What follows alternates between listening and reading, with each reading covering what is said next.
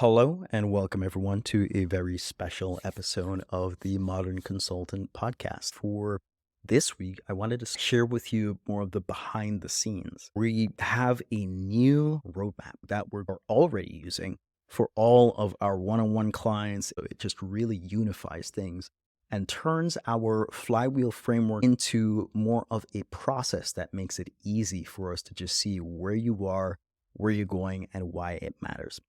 And on this episode, I'm going to be talking about the 9 ways to grow your expertise based business, whether that is a coaching business, a consulting business, a course creator business, or for service provider. Either way, I am talking to you. To do it, I'm going to reveal 3 parts to it.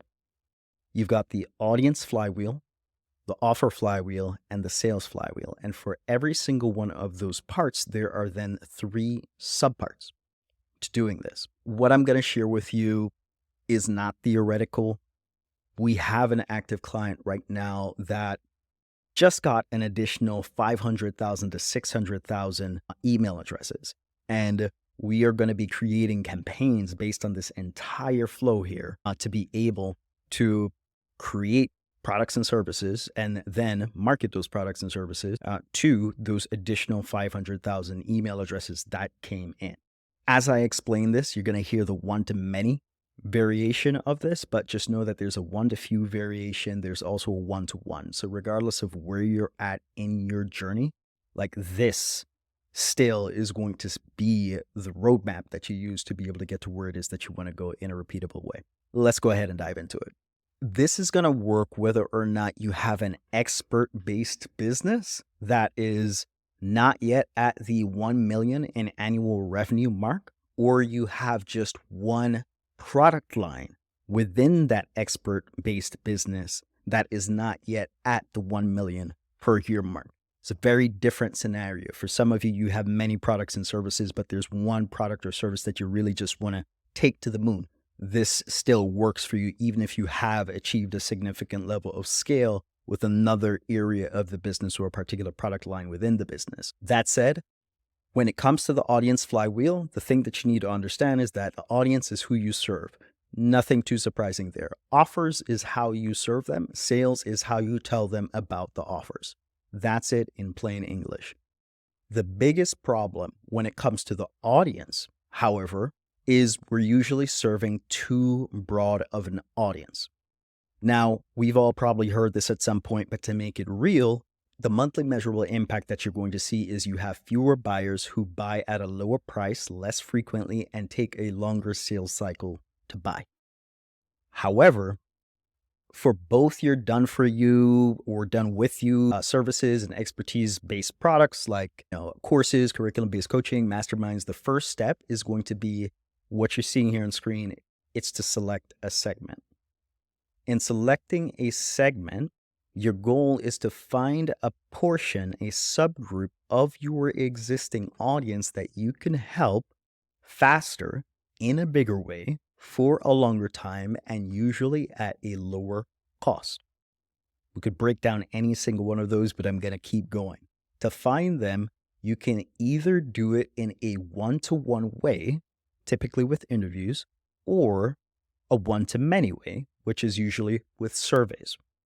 And the way to mess this up is asking the wrong question to the wrong people or not having a way to get enough people to answer the questions so that you can understand and see the patterns within the audience, which allows you to then create a segment, because a segment is a group of people with shared characteristics, shared attributes that you can observe and see that, oh, these people have these things in common.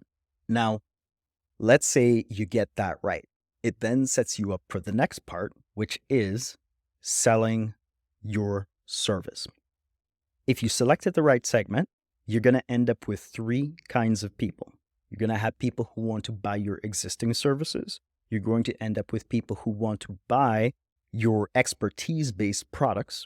Again, like I mentioned before, could be courses, group coaching, group consulting, productized program, some kind of offering. or you're going to end up with people who want to buy both. If you have the service capacity and you want to, you can just go ahead and enroll the people who want to buy your existing services. If you are a service-based business and you are under 1 million per year for the entire business or for a particular product line, then you should not say no to more money. Even if you don't have the service capacity to be able to provide the services at this point, then the simple solution there is to just create a wait list. There is no business that exists that does worse if they have a list of people who are waiting to give them money. It just puts you in a more advantageous position, and it allows you to be able to self-fund this kind of project. It's a really, really important thing so that you don't pause the growth of your future product lines because of, limited cash flow or something like that. The simple fix, like I mentioned before, is create a wait list. And another thing that you can do here actually is if you have an existing sales process in place, whether you're the key person that's doing all the sales or you have a sales team, great. Now you can just send that wait list of people who want to buy things from you right now over to your sales team for them to then start that sales process while you start going on to developing the rest of this process. So that brings us up to the third portion of the new roadmap, which is scaling your segment or scaling your audience segment. Okay, so at this point, you've got a wait list with 3 kinds of potential buyers.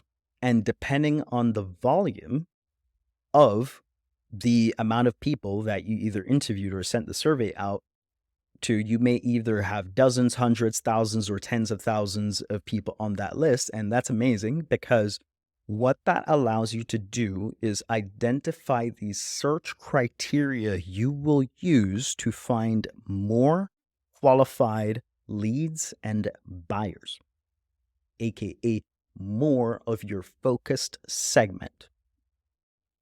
That's really important because instead of coming up with a vague buyer persona list, like a lot of marketers do, you will have search criteria that is specific to the channel in which you are marketing and selling in. Just for a quick example to make this more concrete, just imagine, right? If you have hundreds or thousands or tens of thousands of people who are qualified buyers based on the criteria that you've observed, then you can upload to Facebook that list and then create a custom audience, create a 1% lookalike audience, which then allows you to be able to go and find more people like them, therefore scaling your segment.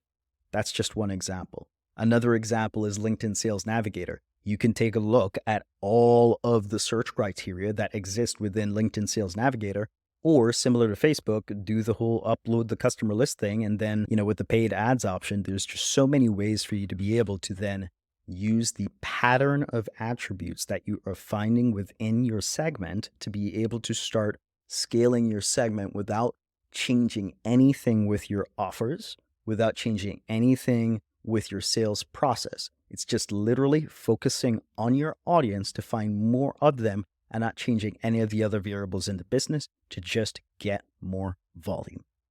More volume of leads, more volume of buyers. And just with that, you could just use just those first 3 steps to continue growing your expertise-based business without changing any major areas of the business model. Very, very fast to do. And that's just the first 3 steps of this process. Now, there is much more that I could talk about here because as you can see, I've only gone through just the first 3 steps of this. If you want for me to go through the remaining step, then I want for you to tell me. I want you to email me, comment, go to my website, wherever you listen to this, find a way to tell me, and I will then create more content like this.